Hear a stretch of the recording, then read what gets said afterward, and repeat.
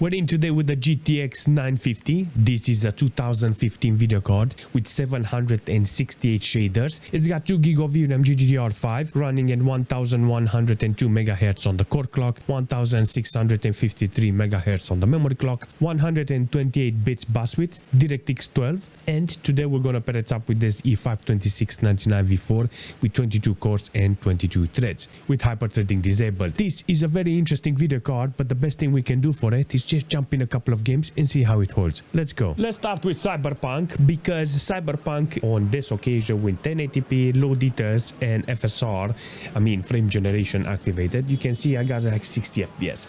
I mean everything is activated because of the VRAM that this video card has got. It's got only 2 GB of VRAM, and this is the problem for this video card. If this video card had 4 GB of VRAM, it would have been a GTX 960, but in this case it's a GTX 950 because it's got only 2 GB of VRAM. But do remember, there is a GTX 960 with 2 GB of VRAM.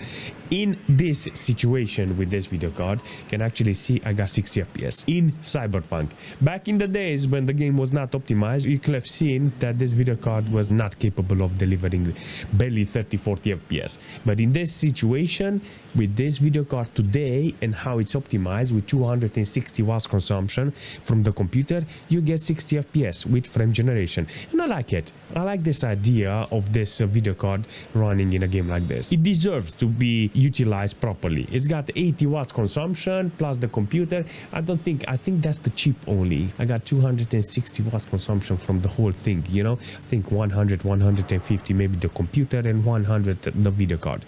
All in all, I think this is a good performance. Plus, I have to remember that the original fan from this video card, I changed it and I put a pallet fan on it with 2 fans on it, and maybe it's hitting 10-15 watts. Maybe that's why it's adding this amount of wattage. I don't blame the fan because it's keeping the video card on 57 degrees. 57 degrees with maximum load. Do you remember last video that I tested, the Fire Pro? Imagine having 95, 98 degrees on the core of the video card. Now I got 57. I mean, it feels normal in the room because of that temperatures. I will take this video card over that Fire Pro without blinking, you know, because of the temperature. On 1080p with 100% render scale. Look at this. Definitely a good performance from this video card, considering it's got only 2 GB of VRAM available. In this situation, you can see that the video card is possible to be used in the game. Got low details in this situation, but is doing a fantastic job. There is no problem on utilizing this video card here. If you're interested on getting more FPS, I think you can put the frame scale, you can put it a little lower and you will get over 100 FPS. I think I will do something like put a little more anti-aliasing, lower render scale. I mean, PUBG is doing a fantastic job. You can actually see it's got a lot of power in the core and I like it. 90 FPS on average. I will say this is performance. This is a real performance from a video card like this. Look at this. In the building, I got 70-80 FPS on average. 12 GB of system RAM utilized from the computer. This is fantastic. So yeah, I like it. I like this performance this video card is offering. The only thing I want from Farlight here in this situation with this video card is to reach that 240 FPS. I want the video card a little distressed. I can put more details if I want, but I want to see if I can reach that 240 mark, and the core sits around 70-80% load, because if I don't have that load in check, then I will drop in the FPS and it's not okay. 1.6 GB of VRAM utilized here in this case with this video card. 80% load on the core, so it's holding pretty well. I like this. 60 degrees is a good temperature for this video card, but I don't want to remind that this is a very custom video card. The cooler, you know, it's got a 960 cooler from Farlight and is doing a fantastic job. Do I want more than this video card offers here? No, this is the most important thing in this situation, because majority of the time I will end up with this amount of performance in a game. You know, I'm interested to get this FPS on on the display, and in order to do that I have to have the FPS in this situation 240 FPS, but it needs to be constant. The FPS needs to be constant all the time, and if I can send this FPS to the monitor via an HDMI or this display port, then I'm the winner in this situation, because this is the best performance I want from a video card, seriously. But if we're jumping in GTA 5 with DirectX 10 with maximum details, we're gonna see that the game is utilizing the VRAM, seriously. The temperature is good, the VRAM is maxed out, the core is maxed out, nearly 90 watts consumption from the whole video card here. I don't think that's GPU power. Overall performance is great, it looks and it runs fantastic. It's utilizing this video card at maximum, seriously, with nearly 60 FPS. I put it on maximum because I wanted to see how it looks, you know, with this amount of details and how it's performing. And it looks okay with DirectX 10, you know, I can feel DirectX 10, and on DirectX 11 it looks even better. But like this, if you put it maybe to, instead of very high, maximum, ultra and stuff like that, maybe to high details, you can get away with it. This is what you get when you have only 2 GB of VRAM. If I touch just a little the render scale, you know, the frame scale, you're gonna see that I will get more FPS. But I just wanted per general to show you on DirectX 10 with maximum details how it looks and how it's performing. And in this case, it's fantastic. On the system side, I got 10.4 GB of system RAM used, 41 degrees on the CPU. Actually, it's being utilized in this case with 30-40% load on the CPU side. I like it. You know, this is the type of GPU that you need to buy if you are interested on making your computer. Let's say you have an old computer and you say that there's not a lot of money in the budget. I think a 900 series will be ideal to enter DirectX 12. You know, they are very efficient, this type of video cards. You know, GTX 950, 960, they're actually good.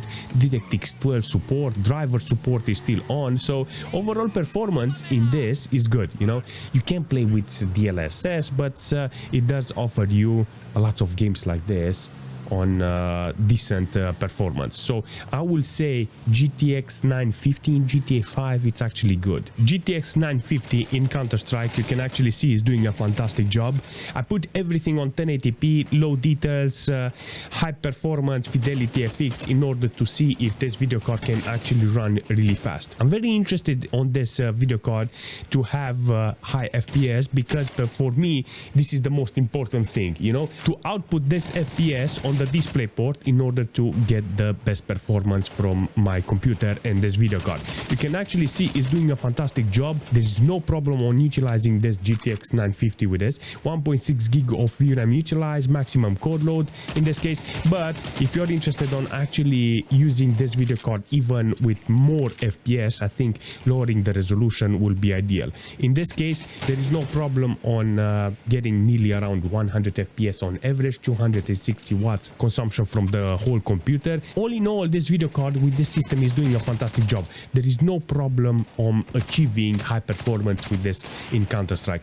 It's working really flawlessly in this case. On the system side, I got 11.8 GB of system RAM used, 42 degrees on the CPU side, that means it's used, and I got over 40% load on the CPU. It's doing okay, you know, this computer is working really nice. I did Dota 2 on this occasion with maximum details on 1080p. It's doing a fantastic job. Look at this. Let's see how it's running. I want to see if this performance is still holding in a team fight. I think this is one of those situations in which the video card is on the limit. I got like nearly 80 FPS on average with 95% load on the video card, 1.7 GB of VRAM used. All in all, I think this is possible to actually achieve here. Let's see, come on, is somebody fighting here? Awesome performance. Look at that, 57 FPS on average in a fight, 52 in some situation. You can see that is very hard on the video card, 70 FPS. So the lowest was 52 in a fight, but yeah, all in all, this is actually good. The VRAM is not fully loaded. I think this is the most awesome thing I can see in this situation, the VRAM not being fully utilized, because this is the biggest disadvantage for this video card. But if the video card is not fully saturated there, then there is no problem on actually utilizing it. Yes, so the 950 in Dota right, apparently it's working really nice with maximum details. This is it. War Thunder with medium details. 100 FPS on average, 1.6 gig of VRAM utilized here with the video card. It's maximum on the core, but I think it's gonna hold pretty well. This is the game that needs to be played on a video card like this. Let's see if we can actually do something here. Yeah, definitely the right attitude. In this case, you can see that the video card is doing fantastic. I think the VRAM is gonna be filled up the more I play the game. So in this situation, the only thing I can do is see how much temperature I get on the video card. Overall performance is great with the video card. There is no problem. On the system side, I got 9.3 gig of system RAM used and 41 degrees, 42 degrees with 30% load. Can we go in there? Yes, I can go in there. Look at this. How much I got? 120 FPS, 62 degrees. Dude, the airplane is kind of good here in this situation. Oh yes, look at that. 140 FPS, 1.6 gig of VRAM.